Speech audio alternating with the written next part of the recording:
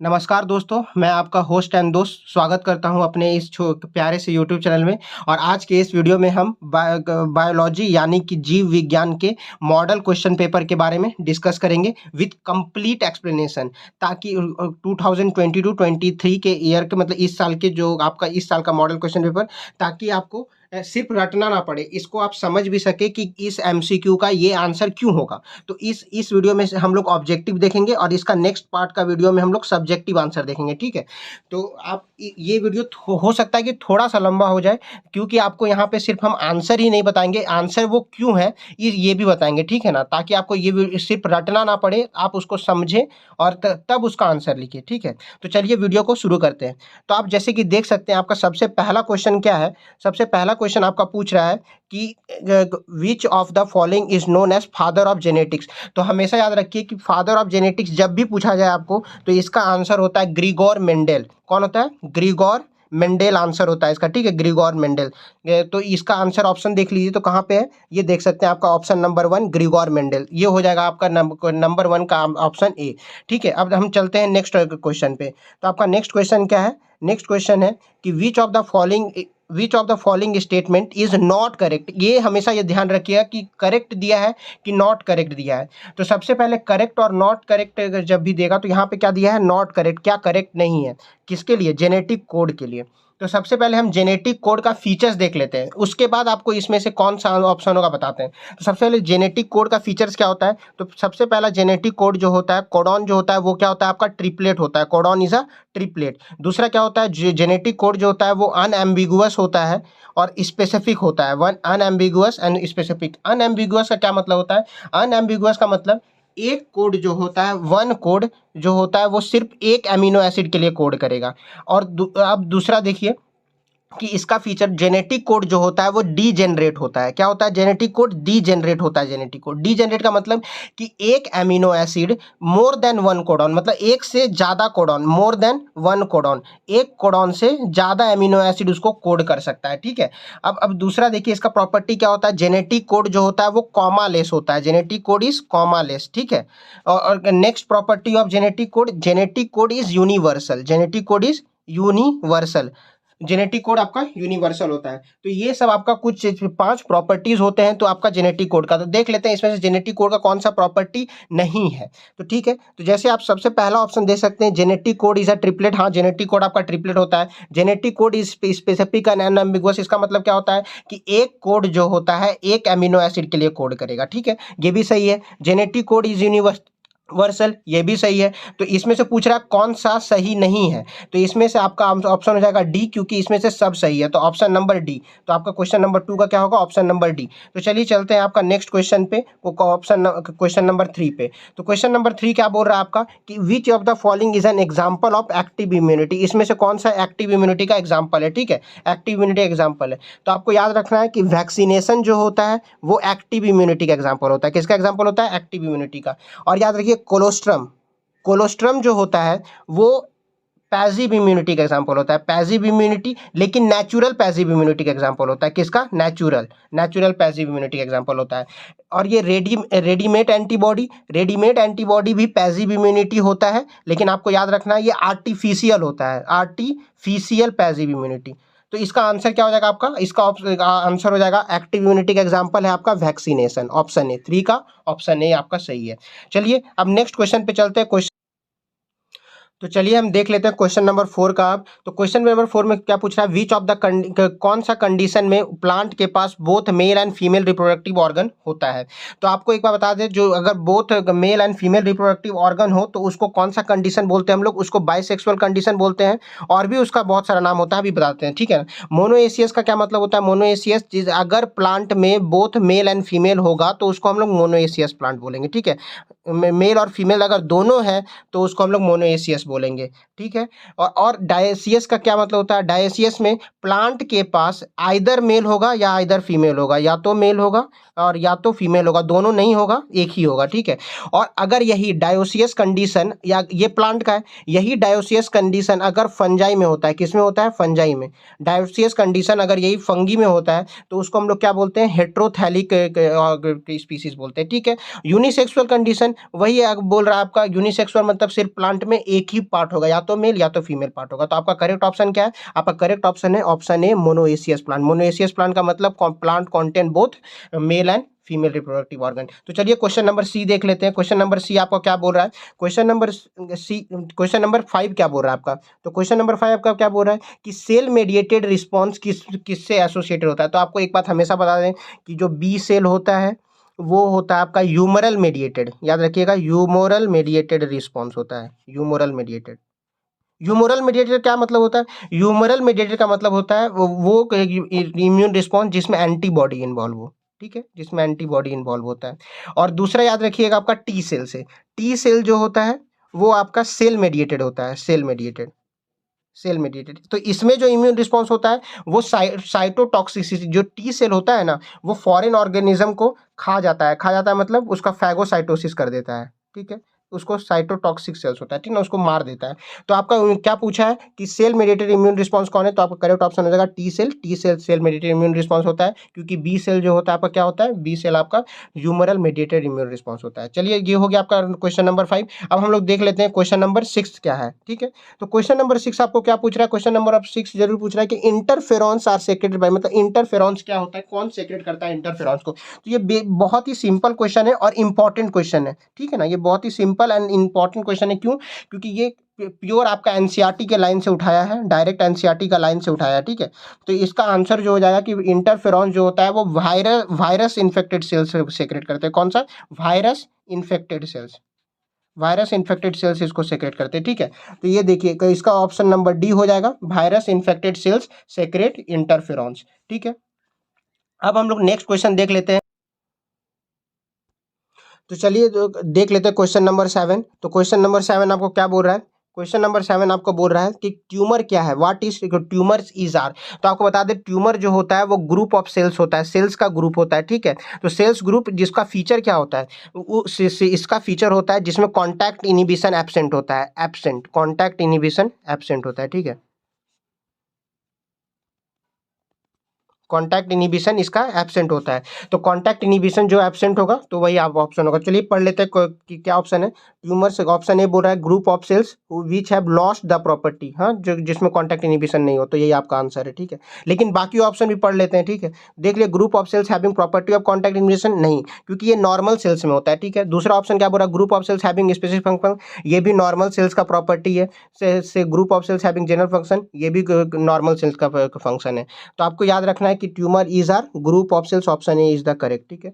अब देन होता है तो आपका पूछ रहा है क्वेश्चन नंबर 8। क्वेश्चन नंबर 8 पूछ रहा है कोडॉन इज एसोसिएटेड विथ। तो कोडॉन का क्या एसोसिएट, कोडॉन किससे रिलेटेड है? तो हमें याद रखिएगा कोडॉन जो होता है वो एमआरएनए से रिलेटेड होता है। किससे रिलेटेड होता है? एमआरएनए से, एमआरएनए से रिलेटेड होता है। तो ऑप्शन देख लेते हैं। The term codon is associated with tRNA, mRNA, या फिर तुम्हारा आरआरएनए, सीडीएनए। तो आपको याद रखना है एमआरएनए, ठीक है। तो ऑप्शन 8 का, क्वेश्चन नंबर 8 का answer codon is associated with mRNA, ठीक है। अब हम लोग देख लेते हैं क्वेश्चन नंबर 9। क्वेश्चन नंबर 9 में आपको क्या पूछ रहा है? आप ये देख सकते हैं क्वेश्चन नंबर 9 पूछ रहा है कि रेप्लिकेशन किस डायरेक्शन में होता है? रेप्लिकेशन, रेप्लिकेशन क्या होता है? तो डीएनए से डीएनए बनाने के प्रोसेस को, डीएनए से डीएनए बनाने को प्रोसेस को हम लोग रेप्लिकेशन बोलते हैं। किसको रेप्लिकेशन बोलते हैं? डीएनए से डीएनए बनाने को, ठीक है। तो इसका ऑप्शन जो होगा कि डीएनए से डीएनए बनाने कौन सा डायरेक्शन में होता है? तो रेप्लिकेशन याद रखिएगा हमेशा 5 प्राइम से 3 प्राइम डायरेक्शन में होता है। कौन सा डायरेक्शन में होता है? 5 प्राइम से 3 प्राइम डायरेक्शन में। तो इसका ऑप्शन क्या हो जाएगा? Option number A, 5 prime to 3 prime direction. तो 9 का ऑप्शन हो जाएगा ऑप्शन नंबर ए, ठीक है। अब चलिए हम देख लेते हैं क्वेश्चन नंबर 10। क्वेश्चन नंबर 10 क्या बोल रहा है? Synthesis of DNA from RNA molecule. तो RNA, synthesis of DNA from RNA molecule के लिए आपको एक बात हम पढ़ा देना चाहते हैं। तो इसमें एक बात आप समझ जाइए कि सेंट्रल डोग्मा आपको आना चाहिए। क्या आना चाहिए? Central dogma. तो ये क्या होता है सेंट्रल डोग्मा? किस चिड़िया का नाम है सेंट्रल डोग्मा? तो सेंट्रल डोग्मा आप बहुत ही सिंपल तरीका से आपको समझा देंगे कि देखिए, इट इज द फ्लो, ये क्या है? इंफॉर्मेशन का फ्लो होता है। क्या है? इंफॉर्मेशन, इंफॉर्मेशन का ट्रांसमिशन होता है, ठीक है। इंफॉर्मेशन का फ्लो होता है। तो कैसे होता है? देखिए, ये डीएनए से डीएनए, फिर डीएनए से आरएनए, और आरएनए से प्रोटीन, ठीक है, इसी को हम लोग सेंट्रल डोग्मा बोलते हैं। ठीक है, तो इसमें जो इसका प्रोसेस होता है तो इसका एक नाम है। जब डीएनए से डीएनए बनता है तो हम क्या बोलते हैं, उसको रेप्लिकेशन बोलते हैं। ठीक है, डीएनए से आरएनए जब बनता है तो हम इसको बोलते हैं ट्रांसक्रिप्शन। क्या बोलते हैं, ट्रांसक्रिप्शन बोलते हैं। ठीक है, ट्रांसक्रिप्शन बोलते हैं। अगर आरएनए से प्रोटीन बनता है तो हम इसको ट्रांसलेशन बोलते हैं। क्या बोलते हैं, ट्रांसलेशन,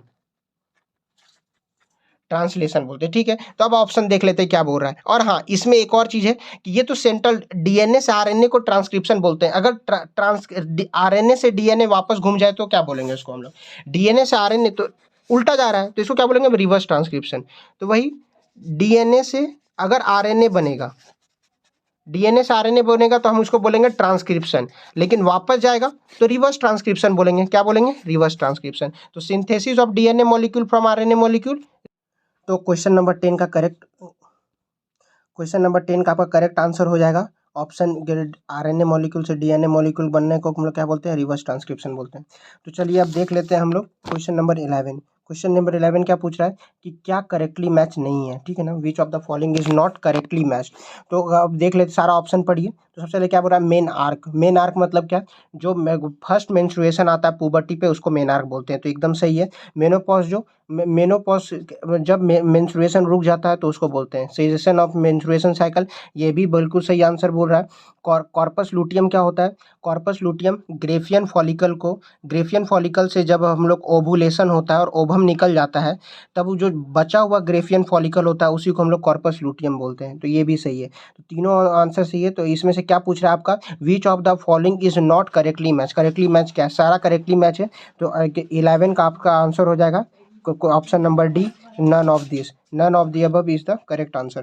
ठीक है, तो चलिए देखते हैं क्वेश्चन नंबर 12 आपका। तो चलिए देखते हैं क्वेश्चन नंबर 12 क्या है। तो क्वेश्चन नंबर 12 बोल रहा है any substance that can cause cancer को क्या बोलते हैं। तो any substance that can cause cancer is called carcinogen. क्या बोलते हैं उसको, कार्सिनोजेन बोलते हैं। ठीक है, तो ऑप्शन करेक्ट 12 का ऑप्शन क्या होगा, करेक्ट ऑप्शन इज कार्सिनोजेंस। लेकिन आप पता है उसके साथ भी पढ़ लीजिए कि ऑन्कोजेंस क्या होता है, मेटास्टेसिस क्या होता है और मेटामेरिज्म क्या होता है। तो करेक्ट ऑप्शन तो ए है, लेकिन अब बाकी सब के, तो ऑन्कोजेन क्या होता है, ऑन्कोजेन वो जीन्स होता है which are capable of causing cancers. ठीक है, और ये जो होता है तुम्हारा मेटास्टेसिस क्या होता है, metastasis spread of cancer cells. जब कैंसर सेल्स एक जगह पे अपना साइट ऑफ ओरिजिन जहाँ पे वो बना है उससे दूसरा जगह पे जब जाएगा तो उसको हम लोग बोलते हैं कि मेटास्टेसिस। और मेटामेरिज्म क्या होता है, मेटामेरिज्म आपका सिंपली होता है segmentation, linear series of segmentation in an organism, linear series of segmentation को बोलते हैं। ठीक है, तो लेकिन आपको याद रखिए 12 का जो कोई भी सब्सटेंस जो कैंसर करता है उसको हम लोग कार्सिनोजेन बोलते हैं। बाकी तीनों के बारे में हम बता दिए हैं। तो अब चलिए देखते हैं नेक्स्ट क्वेश्चन नंबर 13 में क्या है आपका। क्वेश्चन नंबर 13 बोल रहा है कि मॉर्गन किस पे काम किया था, मॉर्गन वर्कड ऑन। तो मॉर्गन किस पे एक्सपेरिमेंट किया था, तो ये याद है, इसका इसका पूरा नाम जो साइंटिस्ट का होता है टीएच मॉर्गन है। क्या है, टीएच मॉर्गन। ठीक है, जो टीएच मॉर्गन जो होते हैं वो एक्सपेरिमेंट किए थे ड्रोसोफिला पे। किस पे, ड्रोसोफिला, ड्रोसोफिला। तो इसको ड्रोसोफिला जो साइंटिफिक नेम है, लेकिन इसका कॉमन नेम जो कॉमनली यूज होता है उसको, इसको क्या बोलते हैं, फ्रूट फ्लाई। क्या बोलते हैं, फ्रूट फ्लाई। तो Morgan worked on fruit fly, option A is correct. ठीक है, अब हम लोग तो क्वेश्चन नंबर 14 देखते हैं। क्वेश्चन नंबर 14 पूछ रहा है कि there are 64 codons in genetic code dictionary because. इस करेक्ट ऑप्शन हो जाएगा क्योंकि 64 codon in genetic code dictionary because genetic code is a triplet. आपको पहले भी हम जेनेटिक कोड का फीचर्स बता चुके हैं, ये इसी वीडियो में आप देख सकते हैं। ठीक है, अब बाकी ऑप्शन भी पढ़ लेते हैं क्योंकि आपको बाकी ऑप्शन से भी सीखना है। ठीक है ना, क्या बोल रहा है फर्स्ट ऑप्शन कि 64 टाइप्स ऑफ टीआरएनए, ये गलत है क्योंकि टीआरएनए जो होता है वो 31 टाइप्स का होता है, याद रखिएगा। ठीक है, नेक्स्ट क्वेश्चन, नेक्स्ट ऑप्शन क्या बोल रहा है आपका, 44 मीनिंगलेस और 20 कोडॉन होता है फॉर अमीनो एसिड। ये भी ऑप्शन आपका गलत है। क्यों गलत है, क्योंकि 64 कोडॉन्स में से 61 जो होता है वो आपका मतलब कि अमीनो एसिड के लिए कोड करता है, और 3 कोडॉन जो होता है वो स्टॉप कोडॉन होता है। क्या होता है, स्टॉप कोडॉन मतलब मीनिंगलेस कोडॉन। ठीक है, और दूसरा क्या बोल रहा है आपका, ये सी ऑप्शन क्या बोल रहा है कि 64 amino acid to be coded, गलत, 20 अमीनो एसिड सिर्फ कोड होता है। ठीक है, तो बाकी सब ऑप्शन गलत है आपका। क्या सही है, सिर्फ 14 का 64 codon in genetic code dictionary because genetic code is a triplet. अब नेक्स्ट क्वेश्चन,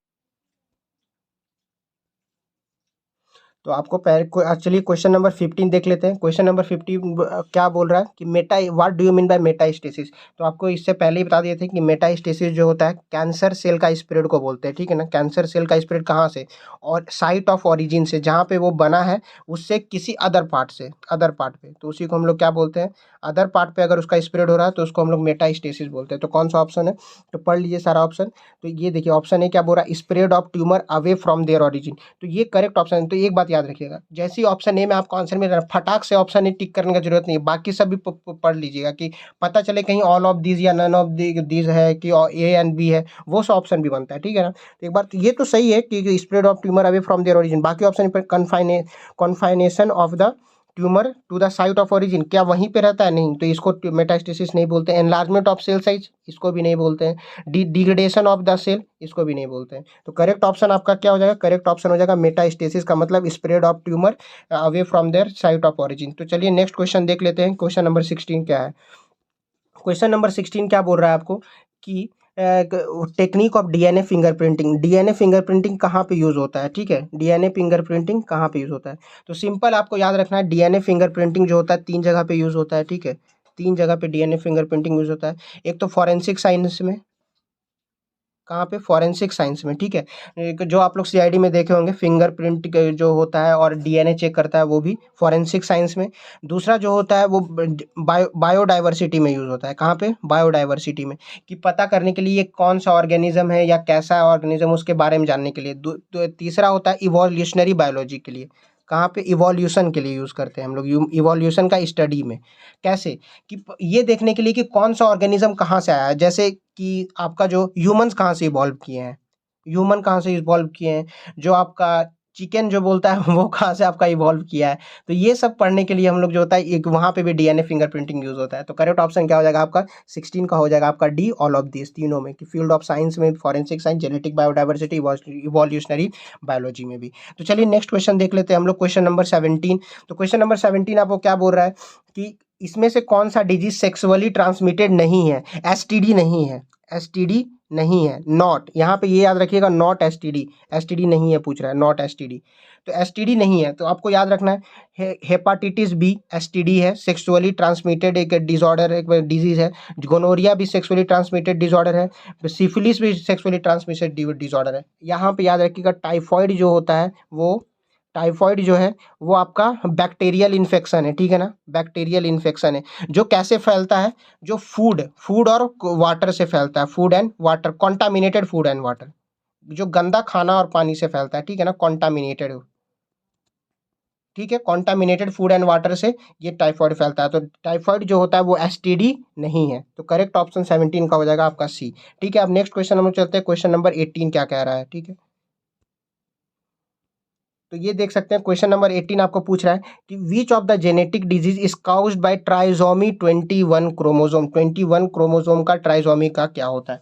तो आपको इससे पहले आपको कुछ हमको बता देना चाहते हैं, सारा ऑप्शन पढ़ लेते हैं, ठीक है। कि देख लिए, क्लाइनफेल्टर सिंड्रोम, क्लाइनफेल्टर सिंड्रोम क्या होता है, क्लाइनफेल्टर सिंड्रोम जो होता है वो एक्स्ट्रा एक्स क्रोमोसोम, एक एक्स क्रोमोसोम ज्यादा होता है, एडिशनल कॉपी होता है, ठीक है ना। क्लाइनफेल्टर सिंड्रोम में एक एडिशनल एक्स क्रोमोसोम होता है, एक एक्स्ट्रा एक्स क्रोमोसोम होता है। मतलब क्या, देखिए जनरली जो होता है कि एक ह्यूमन में कितना क्रोमोसोम होता है, 46 क्रोमोसोम होता है। कितना क्रोमोसोम होता है, 46 क्रोमोसोम होता है, ठीक है, 46 क्रोमोसोम होता है उसमें। और अगर मेल है तो मेल होगा तो वो 46XY होगा। और वही आपका क्या होता है, मतलब कि 44+XY, ये मेल में होगा, ठीक है। अगर वही फीमेल होगा तो 44+XX क्रोमोसोम होगा।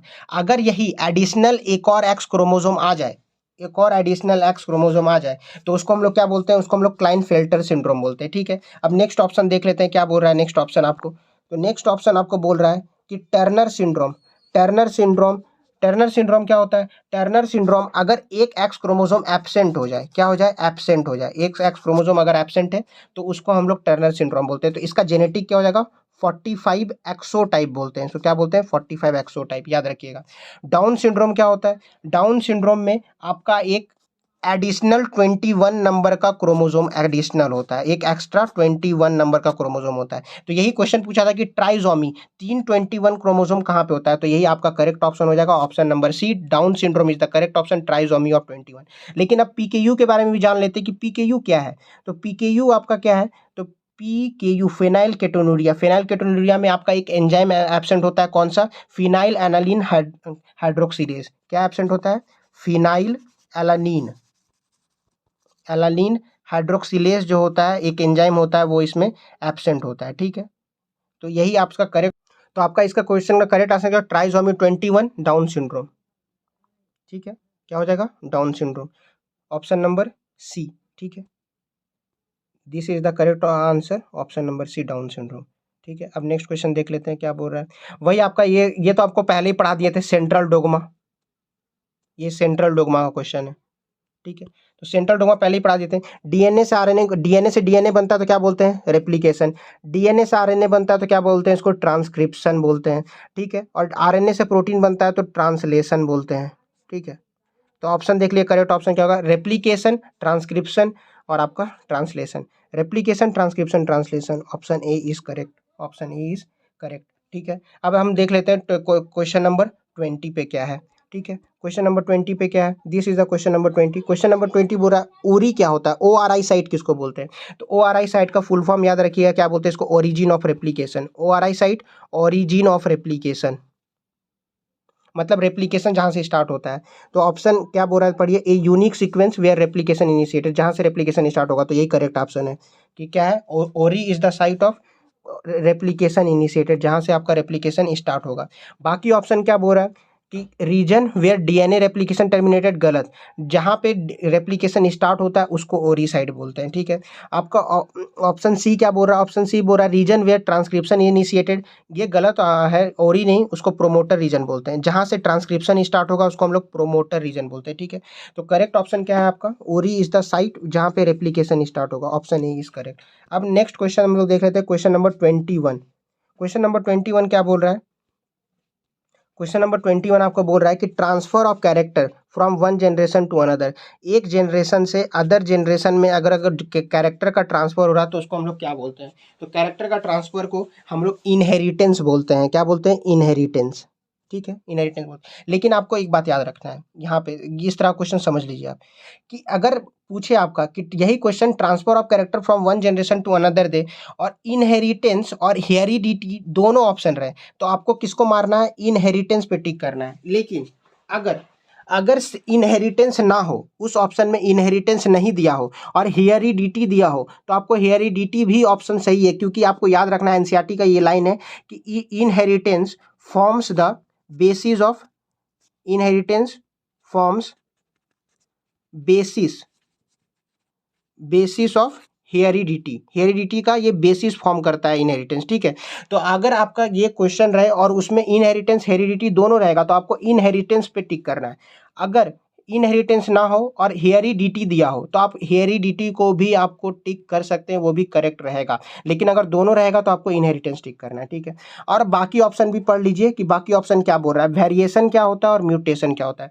तो वेरिएशन सिंपली आपका, वेरिएशन क्या होता है, degree, degree by which progeny differs from their parents. Mutation क्या होता है, mutation sudden change in genetic character which in turn is due to the alteration in the DNA is known as mutation. ठीक है, तो ये सब के बारे में आपको पता चल गया, तो ताकि अगर वेरिएशन या म्यूटेशन है तो भी आप उसको बना दें, उसको छोड़ के ना आए।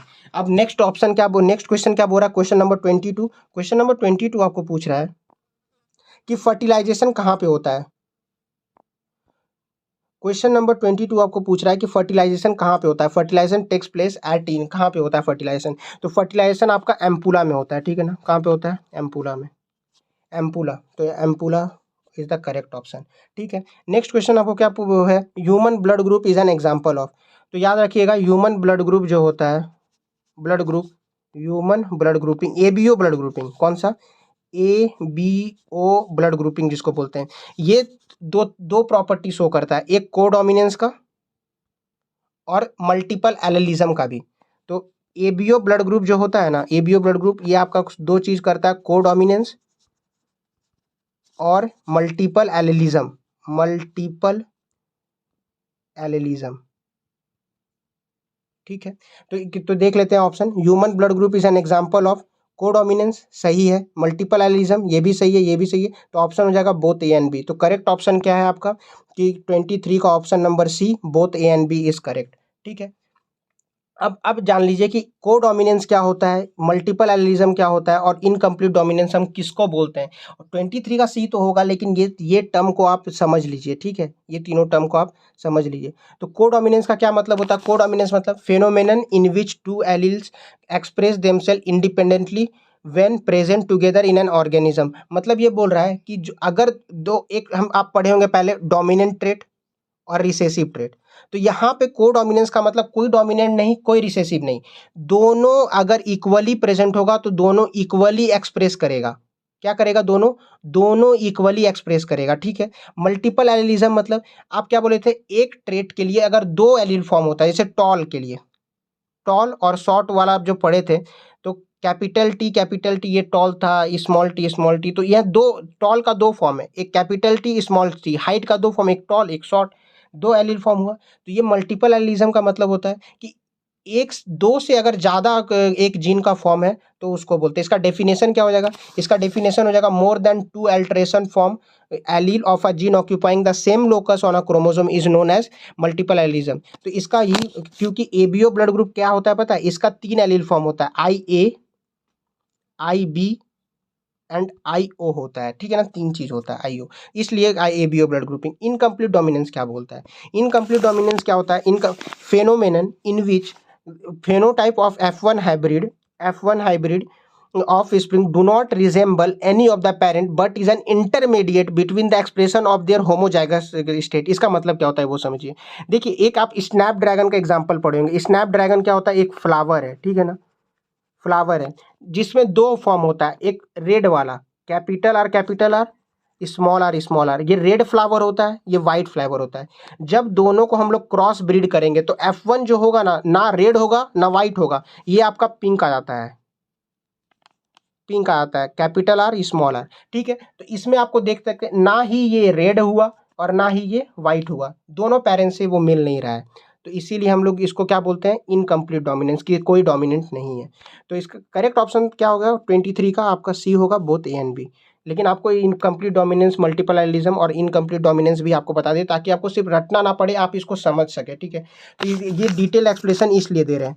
हाँ, और अभी तक अगर चैनल सब्सक्राइब नहीं किए हो तो कर दो यार, किस चीज़ का इंतजार कर रहे हो? जब तो चलिए, क्वेश्चन नंबर 24 देखने से पहले हम आप लोगों को एक चीज़ बता देते हैं। डाई हाइब्रिड क्रॉस में आपका फेनोटाइपिक रेशियो 9:3:1 होता है। वही आपका जो जेनोटाइपिक रेशियो होता है इसका, डाई हाइब्रिड क्रॉस का, वो क्या होता है आपका? 1:2:2:4:1:2:1:2 1:2:1, ये होता है आपका जेनोटाइपिक रेशियो डायहाइब्रिड क्रॉस का।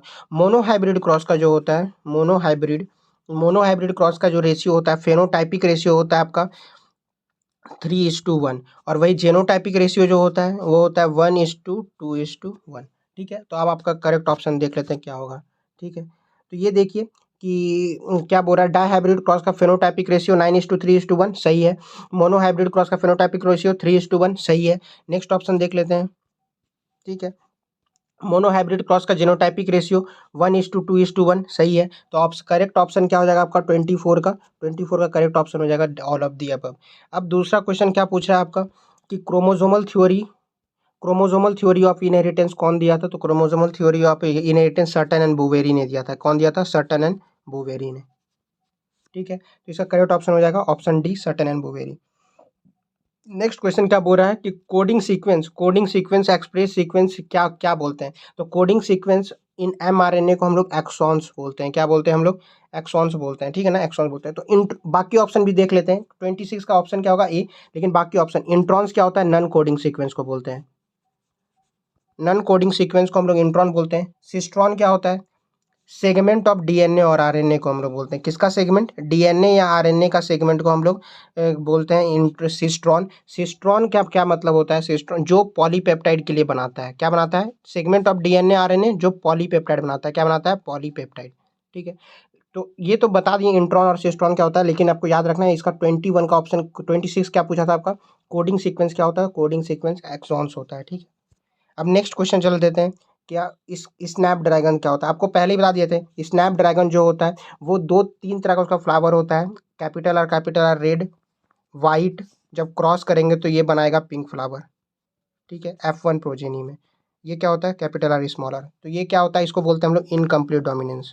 ठीक है, तो इसका करेक्ट ऑप्शन हो जाएगा इनकम्प्लीट डोमिनेंस। लेकिन बाकी ऑप्शन को भी हम पढ़ लेते हैं कि बाकी ऑप्शन क्या बोलना चाह रहा है इसमें। तो को डोमिनेंस पहले ही आपको बता चुके हैं कि codominance phenomenon in which two alleles express themselves independently when present together in an organism. इसका एग्जांपल होता है ABO blood grouping. Incomplete dominance वही आपका इनकम्प्लीट डोमिनेंस क्या होता है, जब phenomenon in which phenotype of F1 hybrid offspring do not resemble any one of the parents but is an intermediate between the expression of their homozygous state. Epistasis क्या होता है, एपीस्टेसिस खाली देख लीजिए, मास्किंग इफेक्ट ऑफ जीन को बोलते हैं। What is epistasis, masking effect of gene. ठीक है, उसको हम लोग पीलियोट्रॉपी क्या होता है, पीलियोट्रॉपी क्या होता है, तो पीलियोट्रॉपी आपका बोलते हैं phenomenon in which single gene product में produce multiple phenotype. Single gene product क्या बनाएगा, मल्टीपल फेनोटाइप बनाएगा, मल्टीपल फेनोटाइप बनाएगा। ठीक है ना, मल्टीपल फेनोटाइप, इसको हम लोग प्लियोट्रॉपी बोलते हैं। लेकिन 27 में करेक्ट ऑप्शन होगा इनकम्प्लीट डोमिनेंस। ठीक है, अब नेक्स्ट क्वेश्चन देख लेते हैं हम लोग। ठीक है, 28, एलाइजा क्या होता है, व्हाट इज एलाइजा या एलिसा टेस्ट। तो इसका फुल फॉर्म याद रखिएगा, एंजाइम लिंक्ड इम्यूनोसॉर्बेंट एसे। ठीक है, इसका एलिजा डायग्नोस्टिक टेस्ट, एलिजा किसको टेस्ट करने के लिए यूज़ करते हैं, तो याद रखिएगा एलिजा हम लोग एड्स को टेस्ट करने के लिए यूज़ करते हैं। ठीक है ना, एड्स, HIV एड्स, इसको टेस्ट करने के लिए करते हैं। बाकी बाकी ऑप्शन भी देख लीजिए, कैंसर को हम लोग कैसे टेस्ट करते हैं। इसका 28 का ऑप्शन तो होगा आपका सी, एड्स। कैंसर का डायग्नोस्टिक टेस्ट क्या है आपका, कैंसर का जो होता है बहुत सारा टेस्ट है, आप याद रख सकते हैं, blood and bone marrow test, फिर बायोप्सी हम लोग करते हैं इसके लिए, बायोप्सी करते हैं कैंसर के लिए, रेडियोग्राफी करते हैं। ठीक है ना, रेडियोग्राफी करते हैं, साथ में मोनोक्लोनल एंटीबॉडी टेस्ट करते हैं। ठीक है, टाइफॉइड के लिए याद रखना है आपको, टाइफॉइड इंपॉर्टेंट है, टाइफॉइड के लिए हम लोग वाइडल टेस्ट करते हैं। क्या करते हैं हम लोग टाइफॉइड के लिए, वाइडल टेस्ट, ये याद रखिएगा, ये इंपॉर्टेंट है कि टाइफॉइड के लिए हम लोग वाइडल टेस्ट करते हैं। ठीक है, 28 का क्या करेक्ट ऑप्शन होगा, 28 का सी, एड्स करेक्ट ऑप्शन होगा। ठीक है, अब नेक्स्ट क्वेश्चन देख लेते हैं, क्वेश्चन नंबर 29, सिरोसिस क्या है। तो आपको याद रखना है सिरोसिस कुछ नहीं होता है, cirrhosis is related with, always याद रखिएगा आप लोग, सिरोसिस आप पढ़े होंगे, लीवर, सिरोसिस ऑफ लीवर। तो सिरोसिस जो होता है लीवर से रिलेटेड होता है। ठीक है, तो सिरोसिस होता क्या है, ये लीवर का अगर सेल्स फाइब्रोब्लास्ट रिप्लेस कर दे, फाइब्रस टिश्यू, कौन रिप्लेस कर दे, फाइब्रस टिश्यू अगर रिप्लेस कर रहा है तो उसको हम लोग क्या बोलते हैं, सिरोसिस ऑफ लीवर। तो cirrhosis is related with liver. ठीक है, तो ऑप्शन देख लीजिए, cirrhosis is related with liver. तो 29 का ऑप्शन करेक्ट ऑप्शन होगा ऑप्शन डी, लीवर। ठीक है, अब नेक्स्ट क्वेश्चन देखते हैं। तो आपका क्वेश्चन नंबर 13 क्या बोल रहा है, क्वेश्चन नंबर 13 आपका बोल रहा है कि cross between F1 offspring to either of their parents is known as. तो इसको हम लोग क्या बोलते हैं, बैक क्रॉस बोलते हैं। तो याद रखिएगा, इसको हम लोग क्या बोलते हैं, बैक क्रॉस बोलते हैं, बैक क्रॉस। ठीक है ना, लेकिन आप याद रखिए कि इन ब्रीडिंग क्या होता है, इन ब्रीडिंग क्या होता है, डाई हाइब्रिड क्रॉस क्या होता है, और टेस्ट क्रॉस क्या होता है। तो सबसे पहले आप समझिए difference between back cross and dihybrid के टेस्ट क्रॉस। बैक क्रॉस और टेस्ट क्रॉस में क्या डिफरेंस होता है, इसका डिफरेंस आपको स्क्रीन में दिख रहा होगा, आप ये पढ़ सकते हैं दोनों तरफ। ठीक है ना, ये दो डिफरेंस बता दिए हैं, बैक क्रॉस और टेस्ट क्रॉस। तो अब देख लीजिए कि डाई हाइब्रिड क्रॉस क्या होता है। तो dihybrid cross, cross between two individual taking two contrasting trait at a time. मतलब जैसे दो कर सकते हैं, जैसे एक आप किए थे राउंड एंड येलो, और आपका जो था रिंकल्ड एंड ग्रीन। दो चीज है, एक तो शेप भी बता रहा है, एक कलर भी बता रहा है, दो कॉन्ट्रास्टिंग का एक साथ अगर हम लोग उसका क्रॉस करेंगे तो उसको हम लोग डायहाइब्रिड क्रॉस बोलते हैं। ठीक है, और याद रखिएगा कि इन ब्रीडिंग क्या होता है, व्हाट इज इन ब्रीडिंग।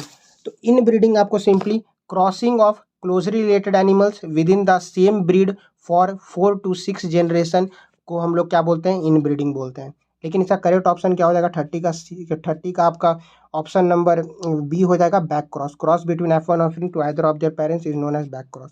ठीक है, क्वेश्चन नंबर 31 क्या बोल रहा है, the functional unit of inheritance को क्या बोलते हैं, functional unit of inheritance is known as gene. क्या बोलते हैं उसको, जीन। तो ऑप्शन इज ए, 31 का ऑप्शन ए। ठीक है, अब आते हैं हम लोग क्वेश्चन नंबर 32 पे। 32 बोल रहा है DNA molecule which of the in DNA molecule which of the bond is form present between two nitrogen base. दो नाइट्रोजन बेस में कौन सा बॉन्ड होता है? हाइड्रोजन बॉन्ड होता है।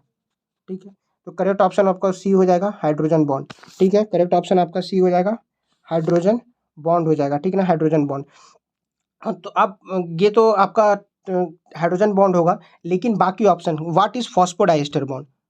फॉस्फोडाइस्टर बॉन्ड क्या होता है? तो याद रखिएगा, दो शुगर मॉलिक्यूल के बीच में जो बॉन्ड होता है, किसमें? डीएनए मॉलिक्यूल में दो शुगर के बीच में जो या तो डीऑक्सीराइबोस या राइबोस शुगर के बीच में जो बॉन्ड होता है उसको फॉस्फोडाइस्टर। ग्लाइकोसाइडिक बॉन्ड क्या होता है? ग्लाइकोसाइडिक बॉन्ड जो होता है आपका कार्बोहाइड्रेट में मोनोसाइक्राइड के बीच में होता है। किसके बीच में होता है? मोनोसाइक्राइड। दो मोनोसाइक्राइड में कार्बोहाइड्रेट जब फॉर्म करते हैं तो। ठीक है, पेप्टाइड बॉन्ड क्या होता है? प्रोटीन्स में पेप्टाइड बॉन्ड होता है। किसमें होता है? प्रोटीन्स में पेप्टाइड बॉन्ड होता है। ठीक है, तो आपको याद रखना है कि इसका डीएनए मॉलिक्यूल नाइट्रोजन बेस कैसे अटैच होता है? हाइड्रोजन बॉन्ड से। करेक्ट ऑप्शन इज सी।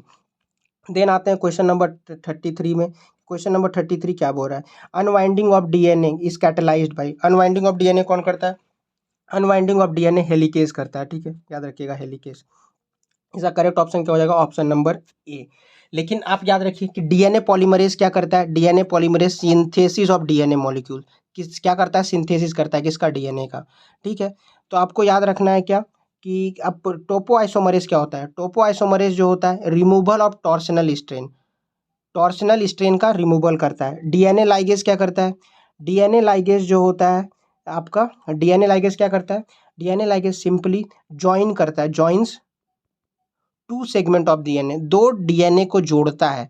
दो डीएनए को क्या करता है? जोड़ता है, डीएनए सेगमेंट को जोड़ता है। जो एक डीएनए सेगमेंट छोटा सा और एक डीएनए सेगमेंट छोटा सा, दोनों डीएनए सेगमेंट को जोड़ता है। ठीक है ना, डीएनए लाइगेज। तो इसका करेक्ट ऑप्शन क्या होगा? इसका करेक्ट ऑप्शन तो पहले ही बता दिए कि the unwinding of DNA is catalysed by helicase. Next option पे आते हैं हम लोग। सेंट्रल ड्रग रिसर्च इंस्टीट्यूट कहाँ पे है? तो सेंट्रल ड्रग रिसर्च इंस्टीट्यूट आपको बहुत ही आसान ऑप्शन है इसका। सेंट्रल ड्रग रिसर्च इंस्टीट्यूट जो होता है आपका लखनऊ में है। कहाँ पे? सीडीआरआई।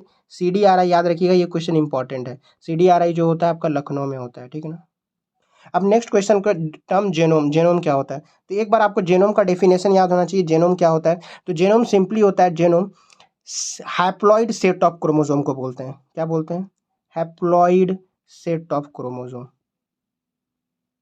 ठीक है, हैप्लॉइड सेट ऑफ क्रोमोसोम कर बोलते हैं। तो अब देख लेते हैं क्या होता है। तो ये आपका कंप्लीट सेट ऑफ, ये तो डिप्लॉइड बोल रहा है तो ये नहीं होगा।